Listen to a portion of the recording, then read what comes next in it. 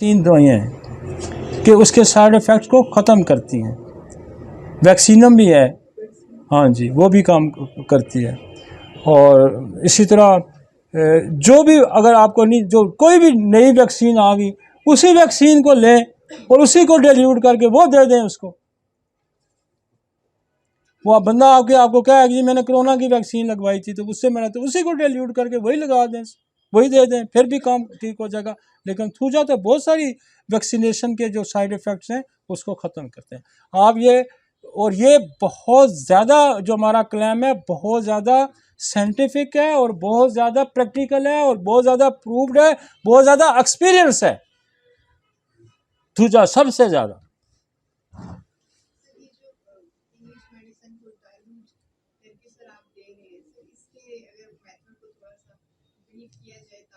नहीं, जो English medicine, जो दूसरी मेडिसिन, इंग्लिश नहीं कोई भी मेडिसिन है, फ़र्ज़ करें कोई कीमी खा आता है, कोई दालचीनी खा आता है, कोई सौंफ खा आता है, कोई इलायची खा आता है ज़्यादा, कोई आपके जितने मसाले पड़े हुए हैं उसके अंदर जो आप रोज़ खाते हैं, तो इनको भी डिल्यूट करके आप दे सकते हैं। तो उसकी डिल्यूशन का तरीका जो आपकी फार्मेसी के अंदर मौजूद है ना, कि वो 2-3 तरीके हैं। एक आपका वो जो सेंटेसिमल स्केल का तरीका है, एक डेसिमल स्केल का तरीका है कि वो एक हिस्सा दवाई का लें और 99 से व्हीकल लें और फिर उसको 10 दफ़ा झटके दें तो आपकी एक पोटेंसी तैयार हो जाएगी, फिर उसमें से एक हिस्सा लें। तो ये जो दवाइयाँ जिनके मैं जिक्र कर रहा हूँ, अगर साइड इफ़ेक्ट है तो वो दवाई ले लें, वो डाल के हल कर लें उसको, फिर उसका एक हिस्सा लें और फिर व्हीकल लें, फिर 2 बनाएं, फिर उसी से कहीं लें, फिर 3 बनाएं, फिर 4 बनाएं, 5 बनाएं, 6 बनाएं, 7 बनाएं, जितनी मर्जी बना लें। ठीक हो गया जी। आप ये सेंटेसिमल स्केल है, डेसिमल में 110 की 1/9 की रेशन है, और फिर दूसरा 50 मिली स्केल है जिसको कहते हैं। तो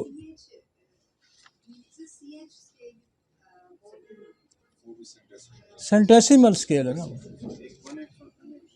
जो डेसिमल है वो 110 है जिसको एक्सपोनेंशियल लिखा जाता है, सी जिसके साथ लिखा हुआ सेंटेसिमल है, और दूसरा जो है वो आपका LM है जो 50 मिलीमल स्केल है कि 1 और 50,000 की रेशो। ठीक है जी। ये तो ऑटोइम्यून डिजीज, कॉमन डिजीज को उसने लिखा है, वो तो चले छोड़े, आगे चलते हैं। थायराइड, थायराइड पहले तो देखें थायराइड लगा हुआ कहाँ पे है। ये ट्रैकिया है, इसके ऊपर ये लोब बना रहा है, ये देखें ना, ये लोब बना रहा है। और एस्मस जिसको कहते हैं, ये दोनों के दरमियान वाला हिस्सा इसको कहेंगे जो डिवाइड कर रहा है राइट लेफ्ट लोब को।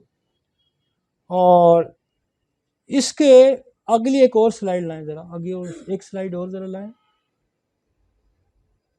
ये आपको उसने एनाटॉमी बताई है ना, अब और ज़्यादा बेहतर हो गया। आपको ये देखें, इसको थोड़ा बड़ा करें, दूसरे को ये उसका दूसरा बैक का व्यू दे रहा है ना,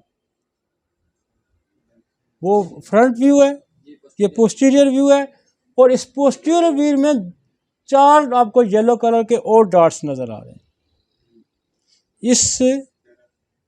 इस थायराइड ग्लैंड के अंदर 4 आपको येलो कलर के डॉट्स, ये जो जिसको कहते हैं पैराथायराइड ग्लैंड। ये पैराथायराइड ग्लैंड का क्या काम है कि ये रेगुलेटरी है कैल्शियम का, बॉडी के अंदर कैल्शियम को ये कंट्रोल कराता है। ठीक हो गया। तो ये हमने आपको उसके स्ट्रक्चर दिखा दिया ताकि आपको पता हो कि ये थायराइड लगा हुआ है, इसके पीछे वाले जो हिस्सा है उसके अंदर ही ये पैराथायराइड 4 डॉट्स हैं, 4 जो हैं ये इनका फंक्शन, ये देखें। तो थायराइड फॉलिकल्स हैं, ये बड़ा फिर डिटेल हो जाएगी मैं सारा लेक्चर में, लेकिन मैं आपको जस्ट एक व्यू दे रहा हूँ कि दिस इज़ थायराइड ग्लैंड कहाँ लगा होता है। ये ट्रैकिया के ऊपर यूँ लगा हुआ है, और इसके अंदर ही पिछले वाला जो पोर्शन है उसके अंदर जो आपके पैराथायराइड ग्लैंड है। आगे चलेंगे, ये फिर सारा उसका थायराइड फंक्शन बता रहा है, फिर थायराइड हार्मोन सिंथेसिस बता रहा है। अब ये देखते हैं, ये एक और पाथ है, वो एप्थैलेमस है,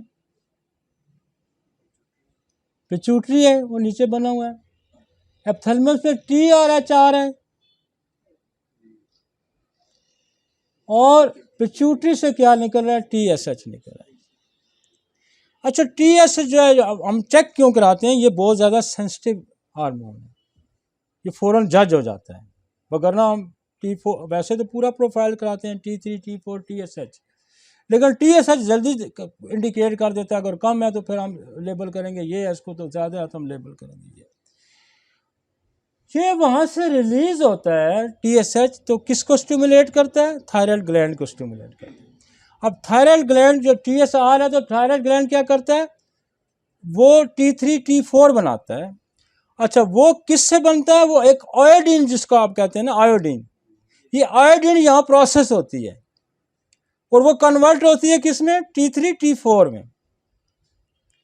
आयोडीन यहाँ प्रोसेस होती है, यहाँ लोपिंग होती है, फिर वो दो टी के साथ तीन मालिक्यूल, फिर 4 मालिक्यूल, ये वो बनते हैं।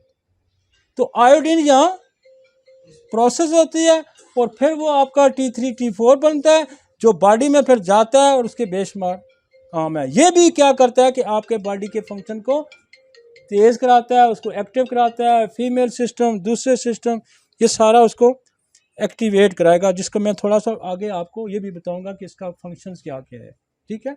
लेकिन आप मैकेनिज्म जरा समझें। अब होता है क्या है कि ये यूं आ रहा है, तो इससे T3 T4 बन रहा है। अब जब ये T3 एक मतलूबा मिकदार जब हो जाएगी, तो फिर ये फीडबैक देगा पीछे पिट्यूटरी को कि अब और TSH ना भेजें, कि हमें जो आपने TSH भेजा है, ताकि जितना आपका जैसे टैंक फिल हो गया तो अलार्म बज गया, घंटी बज गई, भाई बस अब और नहीं, जब आप पेट्रोल डाल दें बस टूम चूर हो गया।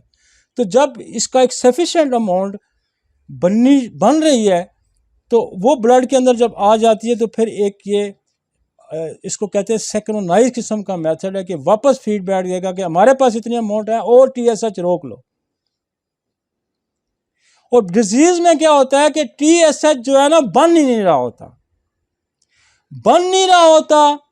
तो क्या होता है कि वो मैसेज दे ही रहा, और भेजो भाई, हमारा TSH नहीं ब्लड में आ रहा, तो मैसेज वापस जा रहा है और TSH और भेजी जा रहा है, तो हमारा TSH लेवल बढ़ जाता है। अब दूसरे में क्या होगा, वो मैं आपको दूसरे में क्या होगा कि वो प्रोडक्शन जो है, जो TSH के जो रिसेप्टर हैं, जहाँ TSH वहाँ के रिसीव होगा, वहाँ एंटीबॉडी ने जाओ कब्जा कर लेना है। जैसे घुस बैठ के ना आपका कंट्रोल संभाल लेते हैं, वो करके ना, तो वो उसको एक्टिवेट करी जा रहा है, उधर बेताशा बनी जा रहा है, क्या T3 T4 बनी जा रहा है, और T3 बनी जा, उतना मैसेज दे ही जा रहा है, तो क्या उसे TSH रोक ही देता है, तो वो लेवल गिर जाता है। वो कहता है बहुत हमारे पास माल जमा हो गया, बस करो और नहीं भेजना। वो कौन बना, कोई और बंदा रहा है, वो तो एंटीबॉडी आके उसने बैठ गई ना, वो स्टिमुलेट कर रही है उसको। ये ग्रेवस में, और ये दो डिजीज़ हैं, एक ग्रेवस है जिसमें T3 T4 बहुत बनेगा, हैशमोटो में क्या होगा, वो कम बनेगा। तो ये आ गए आप उसकी, तो ये समझ लें कि हाइपर जहाँ लिखा आएगा, हाइपर का मतलब है कि TSH वो ज़्यादा बन रहा है, T3 T4, तो TSH लेवल गिर रहा है। हाइपर में क्या होगा कि वो कम बन रहे हैं जो अगले T3 T4 हैं, तो TSH लेवल और आ रहा है, तो वो ब्लड में ज़्यादा आपको शो हो रहा है। आपको समझ आ गई? तो हाइपर का मतलब होता है ज़्यादा, लेकिन यहाँ उल्ट होगा। जब हम TSH कराएंगे, तो अगर वो हाइपर है तो वो लो होगा, तो अगर हाइपो है तो वो हाई होगा। चलें जी, ग्रेव्स डिजीज पे ठीक हो गया जी। तो आप जब आप इलाज करेंगे ना, आपको मज़ा भी आएगा।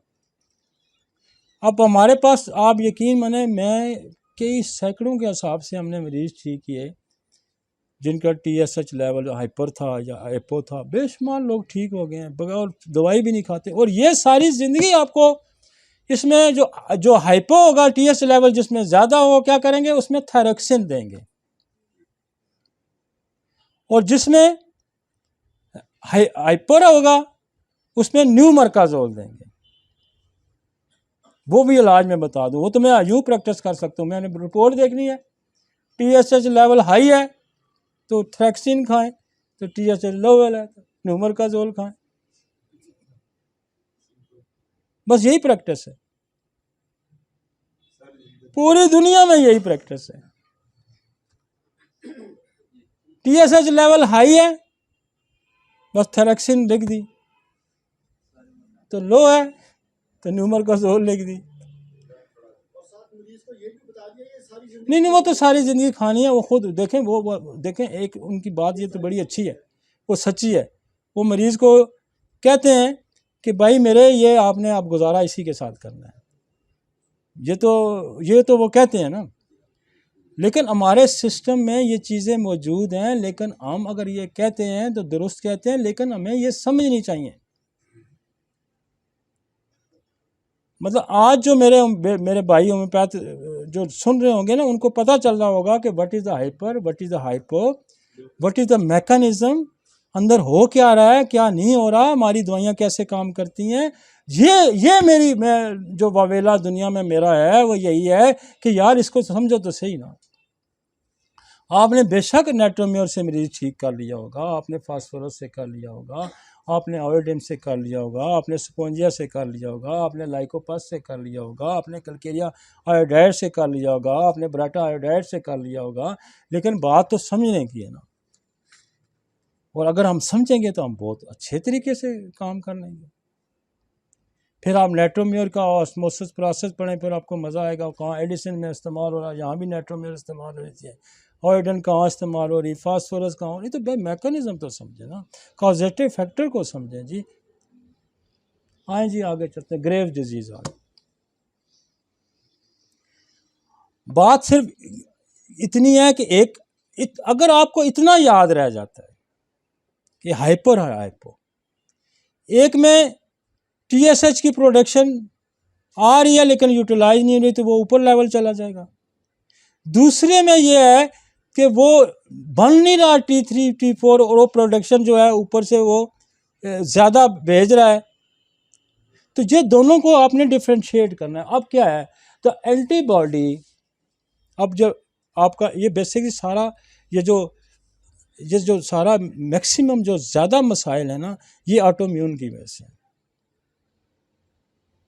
आप TSH कराएंगे ना, तो फिर थायराइड एंटीबॉडी भी साथ करा लें, तो फिर आपको फ़ौरन कंफर्म हो जाएगा। ज़्यादा 99% लोग इसी के मरीज होते हैं, इम्यून ऑटोम्यून्स की।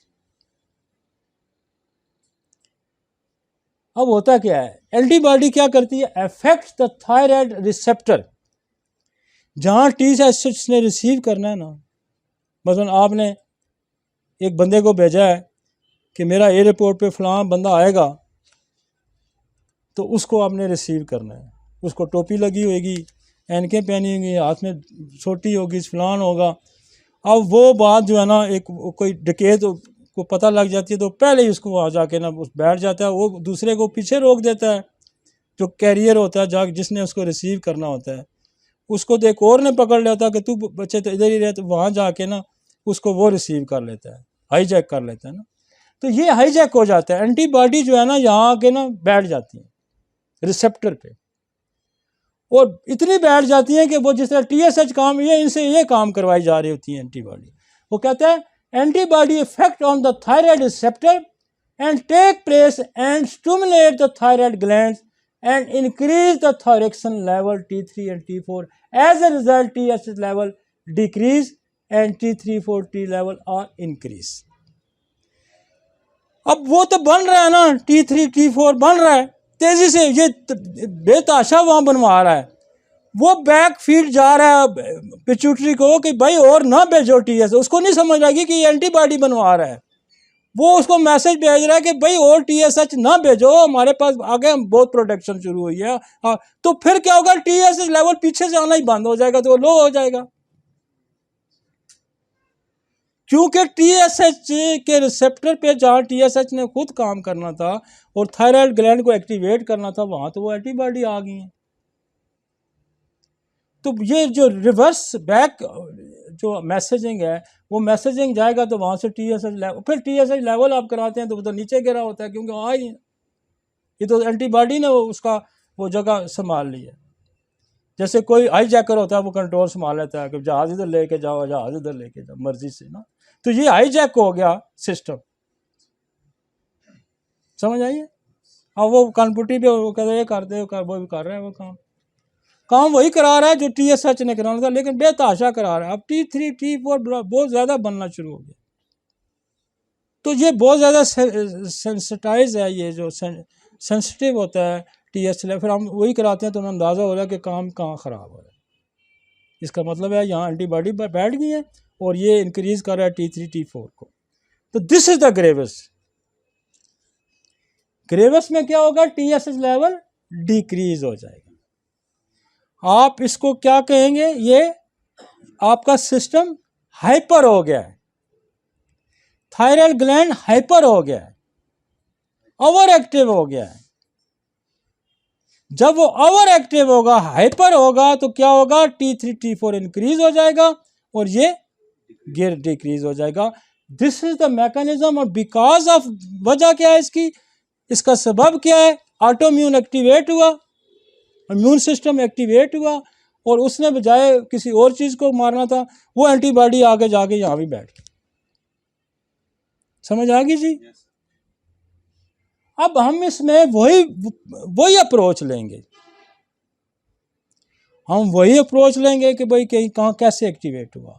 जैसे एडिसन में हमने ली कि कोई वैक्सीन लग गई, किसी वायरल बैक्टीरिया के खिलाफ एक्टिवेट हुआ, तो वो अप्रोच लेके वही एक्सरे वक्सरे वो सारी चीज़ें लगाएंगे हम, तो फिर आगे हम इसका आगे चलते हैं। समझ आ गई जी। खोलें ज़रा इसको। अच्छा, मैं आपको थोड़ा सा थायराइड ग्लैंड का फंक्शन भी बता दूँ, ज़रा इसको खोलें यार। मेरा दिल है कि मैं कोई चीज़ छोड़ूँ ना। हाउ स्लो और fast calories are the burn at the produce energy. अब इसका फंक्शन क्या है T3 T4 का, ये भी आपको पता होना चाहिए। वो तो एक मैकेनिज्म है ना, वो बन रहा है, वो कम हो रहा है। अब इसका फंक्शन क्या है कि कैलोरीज किस तरह बनानी है, किस तरह तेज़ करनी है, ठीक है ना जी, वो उसको बर्न कैसे कराना है, ठीक है ना, ये T3 T4 का काम है।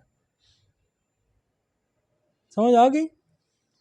अब वो फोलिकल एम्ब्रॉय एंड डेवलपमेंट, आपके जो ओवरीज के अंदर फोलिकल्स बनते हैं, जो एम्ब्रियो डेवलप होता है, उसमें भी इसका रोल है। तो इसमें पहले आपको पता है कि जब प्रेगनेंसी होती है, वो पूरा वो जो एग्स सही नहीं बनते, तो हम क्या करते हैं, थायराइड भी हम कराते हैं टेस्ट। अब कहाँ बात दूसरी तरफ निकल गई ना, कि ये प्रोफाइल कराने का मकसद ये है कि आप क्या क्या चीज़ें जज करना चाह रहे हैं।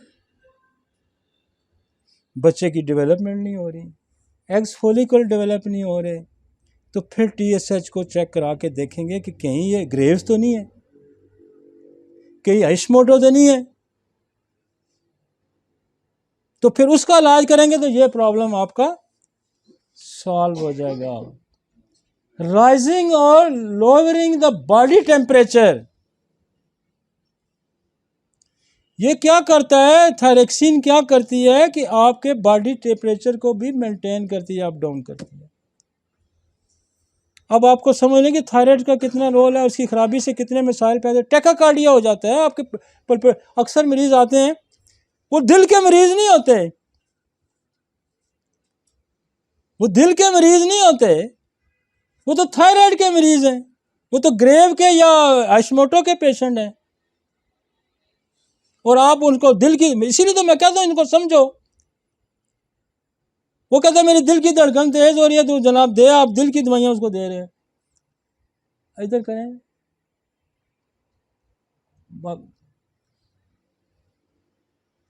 फीटल ब्रेन, इसका भी डेवलपमेंट में इसका रोल है। द वे मसल कॉन्ट्रैक्ट, आपका जो मसल कॉन्ट्रैक्ट होता है, इसमें भी T3 T4 फंक्शनिंग होता है। स्पर्म टेस्टोस्टेरोन प्रोडक्शन, कितना बड़ा रोल है भाई। और कितनी इग्नोरेंस है, और आप ठीक करने की सलाहियत रखते हैं, आप ठीक करने की सलाहियत रखते हैं, आपको पता नहीं है कि ये क्या क्या रोल प्ले कर रहा है, आपका एग्स नहीं बन रहा, आपका टेस्टोस्टेरोन नहीं बन रहा, आपकी स्पर्म की प्रोडक्शन नहीं हो रही, आप धड़ाधड़ दही दवाइयाँ दे जा रहे हैं, मैं स्पर्म इंक्रीज करूँगा। पहले बोला मैकेनिज्म तो समझें कि कहाँ खराबी है भाई। एक थायराइड का टेस्ट करवा लो उसका, फिर आप टेस्टोस्टेरोन लेवल करवाते हैं, आप स्पर्म लेवल जब करवाते हैं तो फिर आपको बैक पे यहाँ भी जाना पड़ेगा। और आपका अगर थायराइड का फंक्शन डी रेंज है तो आप उसको थायराइड का इलाज करेंगे, ये सारा मसला ही आपका हल हो गया। दुरुस्त है। The way muscles contract, the rate new cells and replace old cell, production of the cells, और उसकी जगह नया सेल रिप्लेस करना, वो भी इसका रोल है। तो मेरे ख्याल में अब आप थायराइड पे ज़रूर फोकस करेंगे। हाउ फास्ट और स्लो द हार्ट बीट, ये दिल का मसला नहीं है भाई। दिल का मसला हार्ट बीट्स हो गए तो वो तो पेस मेकर का मसला है, वहाँ आर्टिस्ट की वो जो है ब्लॉकेज का मसला आ जाएगा, वहाँ वाल्वल डिजीज़ आ जाएंगी, वो एक और कहानी आ जाएगी। लेकिन आपको कंपैरेटिव स्टडी के लिए आपको एक टेस्ट TSH लेवल करवा के देख लें, सिंपल एक टेस्ट, लिखना भी मुश्किल नहीं है ना, कि मुश्किल है। वो एलोपैथिक वाला टेस्ट कराएगा ना, एक टेस्ट ज़रूर लिखेगा उसको कि स्पर्म नहीं बन रहे। जहाँ आपको हार्मोनल लेवल टेस्ट कराएगा, एक टेस्ट ये भी करा देगा। तो ये तो देखें कितनी बीमारियां आप डिफ्रेंशिएट करके आप थायराइड का इलाज करें, वो बीमारियां सारी ख़त्म होगी, जान छूट गई आपकी। इलाज मैं बता देता हूँ,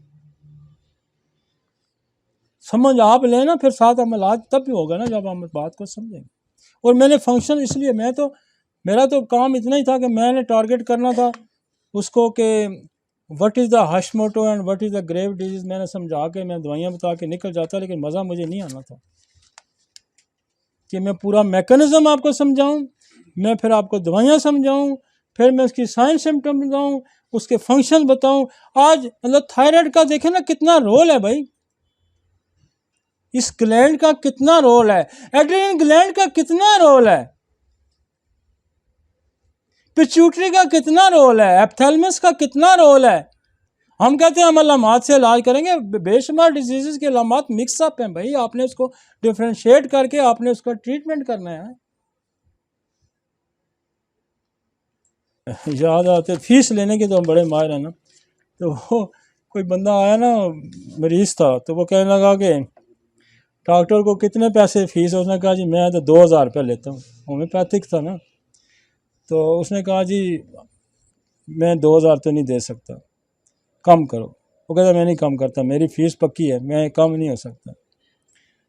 तो उसने कहा अच्छा चलो ठीक है, नहीं कम करता। तो वो कुछ अच्छा बीमारी तो मैं क्या है, मरीज़ को कहता है 2000 देवांगा तो बीमारी मैं क्यों दसा तेन, अब लो अब ढूंढ लेना मुझे बीमारी है क्या और मैं 2000 भी देवा तो बीमारी भी तेन मैं दसा। तो डॉक्टर जो है वो बड़ी मज़े की साइंस है, इंसानों को समझना बड़ा दुनिया का खूबसूरत पेशा है, खूबसूरत पेशा। मैं कहता हूँ इससे अच्छा दुनिया का कोई पेशा नहीं, बहुत खूबसूरत पेशा है। किसी की देखें, आप किसी का इलाज करते हैं ना, उसकी अजियत कम करते हैं, पैसे भी लेते हैं लेकिन उसकी अजियत कम करते हैं। वो पैसे दे के भी आपको दवा देता है। साइकिल बंदा लेके आपको दवा नहीं देगा, स्कूटर वेस्पा कोई आइटम लेके वो आपको पैसे दे के पे करके चला जाएगा, वो आपको दवा नहीं देगा। लेकिन मरीज एक ऐसा प्रोफेशन है जिसका मरीज आपको पैसे भी देता है, सारा आपको दवा भी देता है। आगे चलते हैं।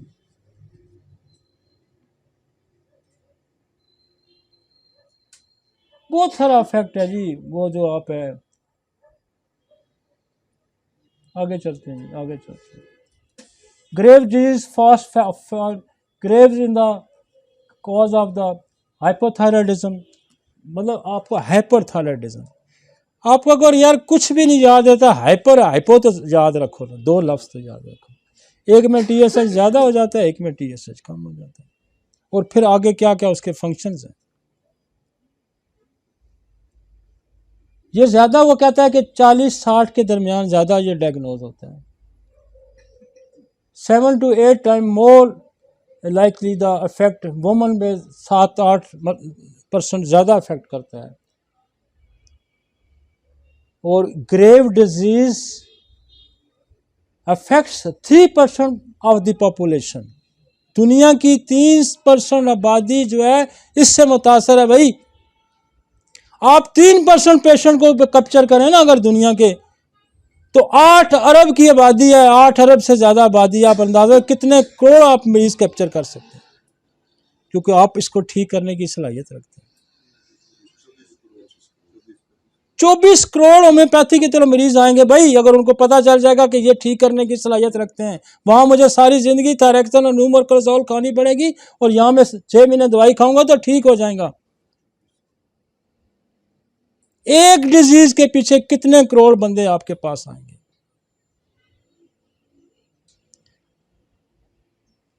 आगे चले।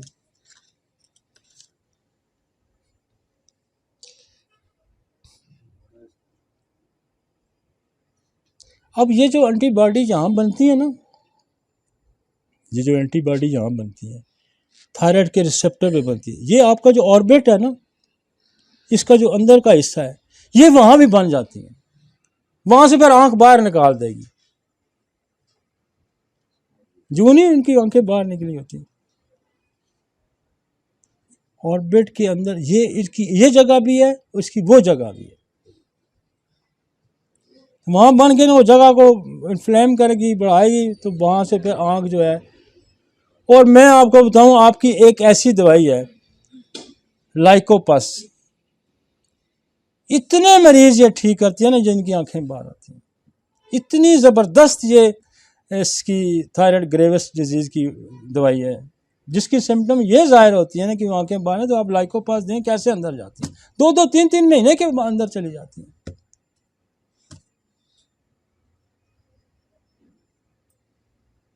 देखें, the receptor ultimate stimulate the receptor, over production of the hormones, anxiety, tremor, goitre, bulging eyes, fatigue, rapid और इरेगुलर हार्ट बीट्स।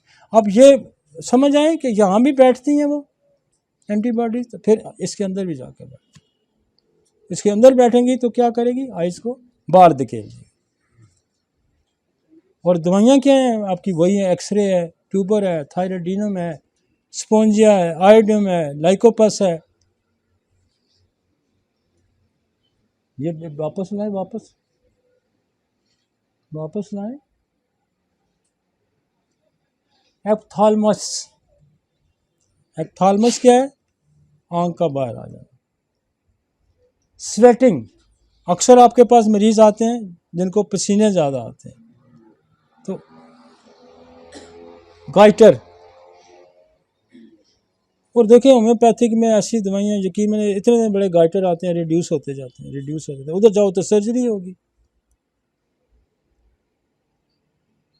अरिदमिया, टैकाकार्डिया, आपका जो रिदमिया हो जाता है, कोई उसका सीक्वेंस नहीं रहता, टैकाकार्डिया, दिल की धड़कन तेज हो जाती है। Nausea and diarrhoea, oligomenorrhoea, menses का कम आना, स्कैंटी हो जाना, थोड़े आ जाना, मसल वीकनेस, ट्रेमर, कांपता है। अब कांपता, इसमें भी कांपता है, पार्किंसन में भी कांपता है, कोरिया में भी कांपता है। तो आप डिफ्रेंशिएट करेंगे कि वो कांपना जो आपका अगर थायराइड ग्लैंड की वजह से है, तो आप इसकी तरफ फोकस करेंगे। Headache, weight loss, nervousness, emotional instability. ठीक है जी, आगे चलते हैं।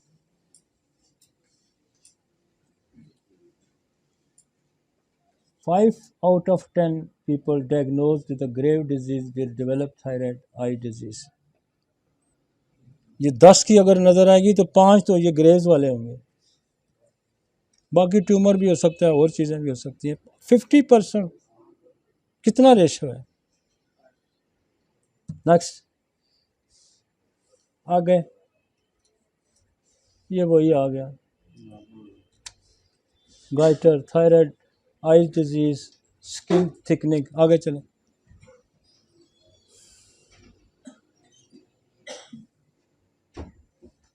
History, physical examination, thyroid function test, auto antibody test. ये टेस्ट हैं जी, ये टेस्ट आपने कराने हैं। दोबारा दो, कौन कौन से कराने हैं? हिस्ट्री लेनी है। हिस्ट्री क्यों लेंगे? कि कोई वैक्सीनेशन है, कोई क्या है, कोई जेनेटिक डिसऑर्डर है, हिस्ट्री लेंगे, एग्जामिन करेंगे उसको, तो थायराइड फंक्शन टेस्ट कराएंगे और ऑटो एंटीबॉडीज़ कराएंगे। ठीक है। आयोडीन अपटेक है, थायराइड अल्ट्रासोनोग्राफी। ठीक हो गया जी, इमेजेस। ट्रीटमेंट तो मैं बताता हूँ, आगे चलो जी। हाँ जी, carcinosin again, x ray, carcinosin gland, tuber, medorrhinum, syphilinum, MMR, thuja, iodum. देखें, आयोडम इस प्रोसेस का हिस्सा है।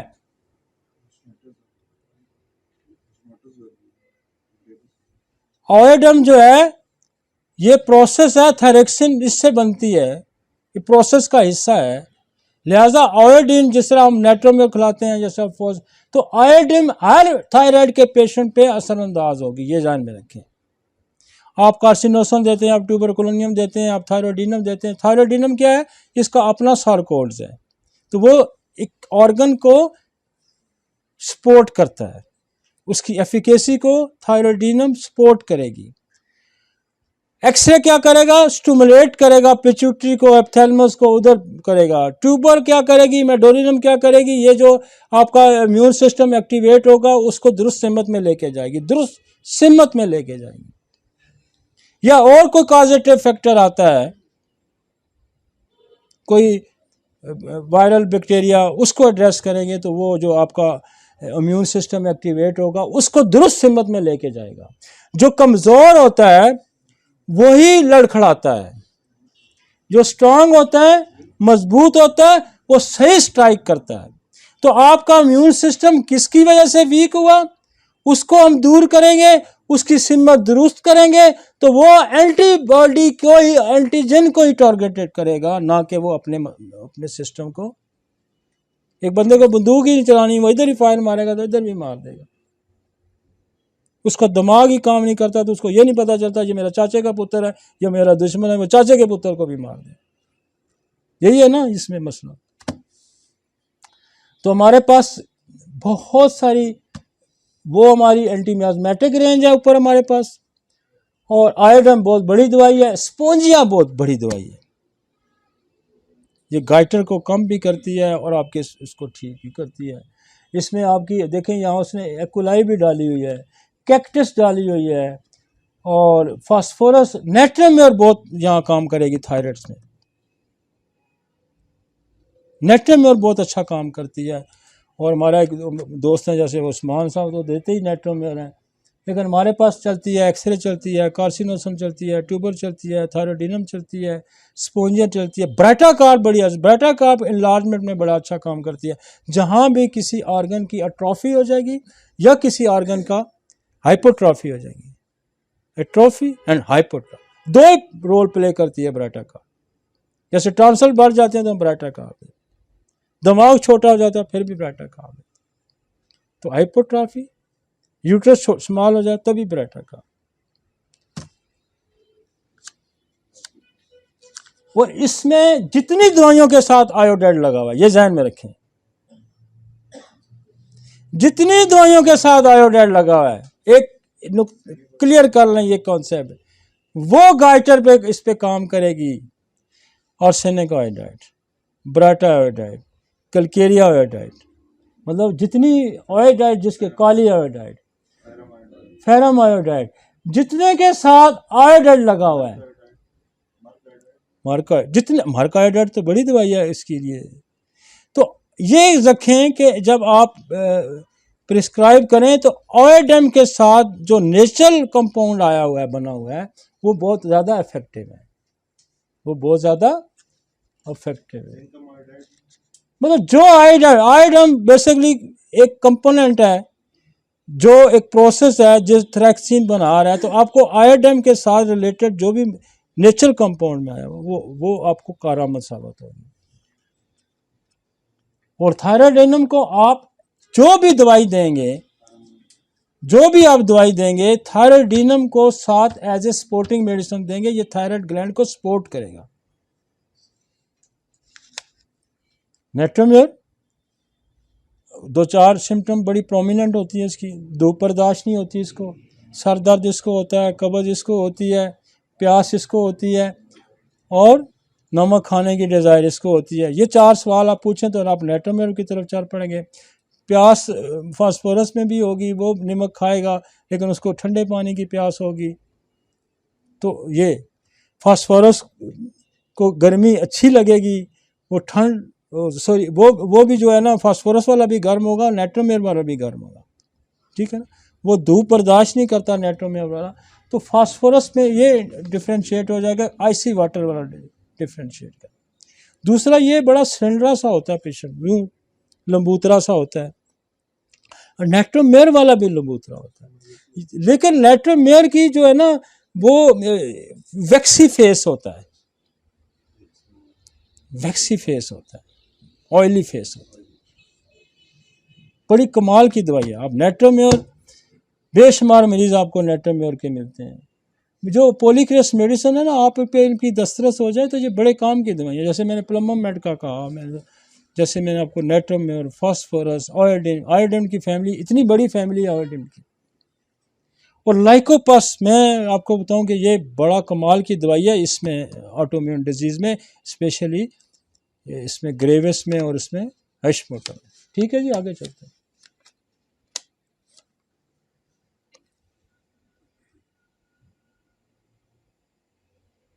कैक्टस का जो है ना, अपनी एक देखो, ये शिकंजा पड़ा हुआ है, ये शिकंजा जब टाइट होगा ना तो कैक्टस है। ये अब क्या खुदा ने दवाई बनाई है कि जहाँ ये बंदे का गला दबाती है, जहाँ बंदे का दिल को दबाती है, जहाँ शरेआन को पकड़ती है, जहाँ ये यूट्रस को पकड़ती है, यूँ पकड़ती है, वहाँ देखो इसको शिकंजा का कैसा क्या कमाल खुदा ने ये दवाई बनाई है। और ये एज दुनिया के किसी सिस्टम के पास नहीं है कि वो शिकंजे को कैसे रिलीज कराएगा। कई हार्ट अटैक मरते मरते लोग ये यूं मिनटों सेकंडों में बचा लेती है। मैं यूट्रस के जो डिस्मेनोरिया के पेन होते हैं, जहाँ मुझे ग्रिप पड़ता है, कैक्टस की फौरन रिलीज करा देती है। तो जहाँ कहीं ग्रिप पड़ती है, यहाँ भी ग्रिप है, ये टाइट होगा तो ग्रिप पड़ेगी तो कैक्टस इसको रिलीज। इसमें वो भी फ्यूकस भी है। फ्यूकस कहाँ काम करेगी? जहाँ साथ मोटापा भी आएगा, जहाँ थायराइड भी होगा, साथ मोटापा भी होगा, तो फ्यूकस है, कलकेरिया है। चले जी आगे चलते हैं। हश्मोटो अगला टॉपिक ला यार।